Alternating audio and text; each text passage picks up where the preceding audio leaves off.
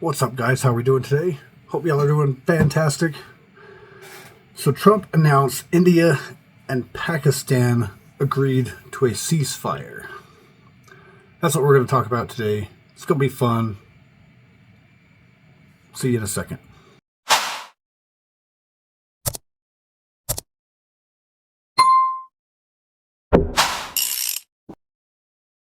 All right, so President Donald Trump announced on a Truth Social post that India and Pakistan have agreed to a ceasefire. I don't know if you've all heard about it. I'm sure you have. It's been all over that India and Pakistan were having some bomb contests, some you bomb us, we'll bomb you type thing, and they were exchanging bombs. And DJ Vance has been out, and Marco Rubio, they've been out working on some trade deals and working on some negotiations and stuff like that. And he had a little interview. He also stopped by India, the best words, to do some negotiating for peace. He didn't want to get, they don't want to get into the war because the war over there is really none of our concern, none of our business. But they are concerned about nuclear. Both of those countries have nukes, and all it takes is one to think they're better than the other and throw one of those at somebody, and then all of a sudden we got a nuclear. So we wanted to de-escalate the thing, and they've announced that there's a ceasefire. But we're going to throw in something that DJ Vance was talking about, how he didn't want to, or he doesn't want to get involved in the war in any way, but since they are kind of concerned about the war, about it escalating into something more severe, they do want to talk de-escalation, and they want to talk about stuff like that. So we're going to play that clip right here. I'll be back in a second, and we'll go over some more. Recently, and there was some feeling that might lead to one of the trade agreements announced, and we just heard the UK agreement with the United States. Sure. How concerned is the administration about the potential for nuclear war between India and Pakistan? Well, look, we're concerned about any time nuclear powers collide and have a major conflict. What we've said, what Secretary Rubio said, and certainly the president has said, is we want this thing to de-escalate as quickly as possible.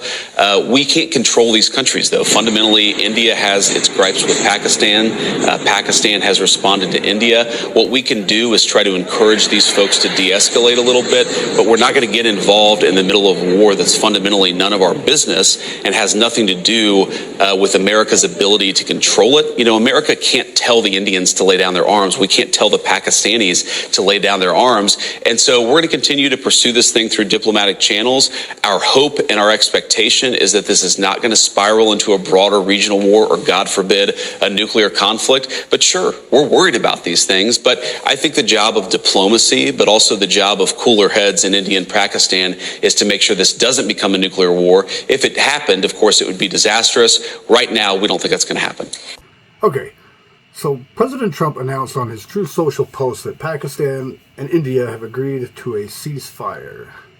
And this is coming from Fox News. I know a lot of you don't like Fox News, or some of you don't like. They're the fake news according to the left, and they're the only news that kind of leans to the right. But regardless who said it, I've got a little clip from CNN talking about it too, and we'll get into that one here in a little bit too. But after a long night of talks mediated by the United States, I am pleased to announce that India and Pakistan have agreed to a full and immediate ceasefire. Congratulations to both countries on using common sense and great intelligence. Thank you for your attention to this matter, the president declared in his Saturday morning post. Both foreign nations are among the handful of world powers that produce nuclear weapons, making tensions between the two countries particularly dangerous on the global stage. Yeah, and see, that's what they are. India and Pakistan aren't really, it's not our concern. So DJ Vance was talking like he didn't want to get involved in the war. But we were really kind of worried about it escalating, so we wanted to intervene and just talk peace talks. And it seems like they came up with that. We didn't really, get too involved. We just mediated the talks and made sure that the deal got done. House Representative Conference Chair Representative Lisa McClain, Republican from Michigan, reacted to the president's announcement by referring to him in a post on X as the peace president. United States Secretary of State Marco Rubio noted in a statement that he and U.S. Vice President D.J. Vance engaged with officials from the two foreign countries. Over the past 48 hours, President Vance and I have engaged with senior Indian and Pakistani officials, including Prime Minister Narendra Modi. I'm horrible with names. I'm sure you've all seen this by now. I'm horrible with names. And Shahbaz Sharif, External Affairs Minister Subramaniam. I'm not even going to try the last name. Chief of Army Staff Azreem Munir and National Security Advisor Ajit Doval and Asim Malik, Rubio said in the statement. Horrible with them foreign names. No offense to anybody, I'm just not good at those names. I am pleased to announce the government of India and Pakistan have agreed to an immediate ceasefire and to start talks on a broad set of issues at a neutral site. He continued, "We commend Prime Minister Modi and Sharif on their wisdom, prudence, and statesmanship in choosing the path of peace." Vance said in a post on X, "Great work from the president's team, especially Secretary Rubio, and my gratitude to the leaders of India and Pakistan for their hard work and willingness to engage in this ceasefire." That's about all the article says, but there's a clip from CNN, but basically that war didn't even go on very long. That didn't even escalate into a war. And that's basically what the guy from CNN was talking about. And I'll go ahead and play that clip, and then you can think what you want, but it's just another big win for Trump, and this guy here will explain it, so we'll discuss that, and we'll be right back. India in New Delhi is CNN's Matthew Chance. Matthew? Yeah, hey Michael, sorry, having a few technical problems here. Must be the conflict. But look, I mean, it's an astonishing couple of hours, actually, because I was listening to Nick Patton-Walsh speak out of Ukraine there about the proposal for a ceasefire there. That's been, or the demand for a ceasefire, that's been very long in coming. It's been more than 3.5 years since the Ukraine war began. And of course, to take a skeptical view, as Nick was pointing out, the Russians have not yet agreed to a ceasefire. But over here on the Indian subcontinent, with this standoff between India and Pakistan, it's not 3.5 years. This latest conflict's only been going on for 3.5 days. And so what Trump has got in his sudden, unexpected announcement of a ceasefire between the two countries is the quick victory that he very much wanted to have, but couldn't get with Russia and Ukraine as well. But nevertheless, over the past couple of hours, less than that even, President Trump announcing on his Truth social media platform that a ceasefire has been done between India and Pakistan. That follows a real upsurge in violence between the two nuclear-armed neighbours. Remember, early this morning, India launched unprecedentedly deep attacks inside Pakistan, airstrikes on Pakistani military bases, the deepest inside the country that India has struck for decades, really since the war between the two countries back in 1971. So extremely serious escalation there that led to a furious Pakistani response. They struck dozens of targets, not just in the disputed territory of Kashmir, Kashmir, but elsewhere in India as well. And, the fact that this was taking place between these two nuclear-armed neighbors, I think, shook the international community and shook the United States in particular into action and basically forced diplomats from Washington to really get engaged and to bring the two sides together to get them to step back from the brink. Remember, it was only a couple of days ago that J.D. Vance, US Vice President, was saying that dispute between India and Pakistan, it's none of our business. Those were the words he literally said. And what we now understand from the Secretary of State, Marco Rubio, is that actually there's been a day of intensive negotiations involving him and J.D. Vance speaking to the leadership and the military leaders on both sides of the divide in India and Pakistan, finally getting them to talk and to agree to step back from the brink. Now, there's going to be more talks to finalise this ceasefire, but, it seems that for the moment, the threat of a spiralling, escalating conflict between these two countries, India and Pakistan, thankfully has receded, Michael. Yeah, so it's been like 3.5 years since the Russian war, and that was kind of one of those. Trump promised he would end that day one, and he would start that, and he's been trying, but Russia and Ukraine don't, Putin and Zelensky apparently don't want peace talks. They both want too much. And so Trump's been trying on that, but this one here was a big win. It only lasted 3 days, and it was over. And so I mean he's trying, and he's got people fighting against him. But this one was a big win. He got this one ended before it escalated into something major, and because it could have very easily, with India may be a little bit more sensible, but some of the leaders over in Pakistan, they could be housing a lot of the terrorists, but so could India. But they both have nukes, and if it would have just one person would have just got that spark to throw a nuke at the other one, it could have caused some serious problems. And it's a good thing they got that one de-escalated in time before it got bad, because there's already 2 other wars that are going on that we're trying to talk peace with, and so just another big win for the Trump team. I know it's not much, but it's another win. He's been trying. He's been getting a lot of pushback from Congress and from these rogue federal judges, but he's trying. And I'm about the less talk, more action. And he's been a lot of talk, so I am kind of critical of what Trump's been doing, but he's trying, and he's just got a lot of pushback from people. But this is one of those wins. This is a good thing for us that didn't escalate into something bigger. Anyway, just wanted to cover that little story. I don't know if like I said, he de-escalated it. They got some peace talks, and this administration is actually doing something, unlike the last 4 years that nothing got done except open borders and higher taxes and higher inflations, and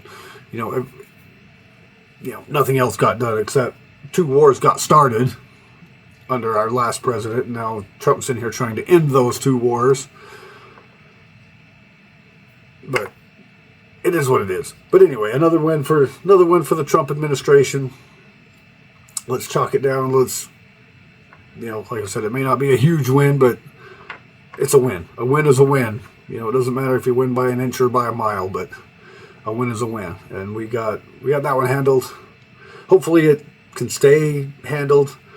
Hopefully these peace talks work out, or not these peace talks, these trade talks. That's another topic, but they did get, in all the mix of all this, they did get a trade deal with Great Britain. So they're working on they're getting some of that stuff done too, and they're on the talks with China over trade. So that one could take a little bit more, but who knows? But they're starting to these tariffs are starting to work. They're starting to bring other companies and other countries to the negotiation tables, and it may still take a little bit more time. It may not be a day one thing, but it's working. I mean, it's hard to say have patience with the last 4 years we've been through with our economy gone to hell and all this, but he's trying, and with all the pushback he's getting for everything he's doing from these federal judges, I don't even know how they think they have any kind of authority over the president. Just because they're a federal district judge doesn't mean they have any authority over the president. But they think they do, and they're giving him fits on everything that they can just to stop him from doing. They're trying to stop him from deporting criminals, violent criminals. Don't know. They don't care. They would rather our country burn to the ground than have Trump succeed. But like I said, even CNN, the guy from CNN said this was kind of a big win. So it was a win. Chalk down another win. There's a couple. He's got the border closed, and he's got at least one potential war ended really quickly before it happened. So, and there's a few others, but I'd like to see more action. Hopefully we get to see some more action, but at this point, I'm kind of we've gone through too many presidents that have all talk and no action, and now I'm at least pleased about the attempt of action, and he's at least trying. And the thing that gets me is everything that the Dems have been saying. You hear it from Obama, you've heard it from both Clintons, you've heard it from Biden, you've heard it from Pelosi, you've heard it from Schumer. All this stuff about we need to secure the borders, and we need more we need reciprocal tariffs, and we need this, and we need that, and they're getting praised, hollered, standing ovations. But the second Trump comes in and says it almost word for word, all of a sudden he's the devil. He's basically repeating what the Dems have been saying for years, almost word for word, and he's all of a sudden the evil one. It's just because they don't like Trump. They hate Trump, and they're going to do anything and everything in their power to try and stop him from doing whatever. They're going to make stuff up. They're going to push back. Even Obama's come back and said we need to try and resist. Sacrifice so you can resist him. Why would you cheer for the country to fail just so that the person that majority of us voted for fails? Why would you? It makes no sense. But anyway, that's the show for today. Appreciate it. Short one today. War got ended before it got started. Ceasefire. He's still working on the Russia-Ukraine one. Hopefully that one can get settled down soon. Again, I don't think we should be too involved in that one, which I think since Trump's been in office, we haven't been too involved. We are involved in the peace talks, but I think that's as far as we should go. I don't think we should go any further than that. But another Biden thing, he was just money, more money, more money, more money, and Trump came in and stopped that. No, we're going to stop the war. We're going to end it. We're going to start talking peace. And so, but hopefully they get that one under wraps, and it doesn't escalate into something. I don't think either one of them have the. I don't think either one of them have the guts to launch a nuclear, because they're both smart guys. They're not gonna do something like that. You may hate Putin, you may hate Zelensky, whichever side you're on. I don't care if you're even on a side or if you hate one, but I don't think either one of them would dare send a nuke. I don't think Russia would dare, because he knows that if they did, he would have pretty much all of NATO up his butt, and he would basically be annihilated if he did. Same with Zelensky. If he tries to launch a nuke, he would be same thing. It would escalate into basically a catastrophic war, and it would be, it would bring the whole world involved, and it would get ugly fast. And I don't think either one of them really want that. I think they're both smart guys. Call me what you want, but I don't support either of them. If that's what you want to, I don't support Russia or Ukraine. I think we should have just left that one alone and let Putin do whatever the heck he wants. Not necessarily let him do what he wants, but we shouldn't have got as involved as we did. Anyway, that's the video today. I'm gonna start rambling again if I keep going. World's getting crazy, have situational awareness. Stay informed. Stay aware of your surroundings. Carry a firearm if you can. If not, if you can't legally carry one, carry at least the most effective self-defense tool that you can legally carry, whatever that be. Carry something. Carry it. Be vigilant. Be on it. And yeah. Anyway, YouTube stuff. Links down below. Do the stuff. Appreciate y'all. Love you. See you in the next one.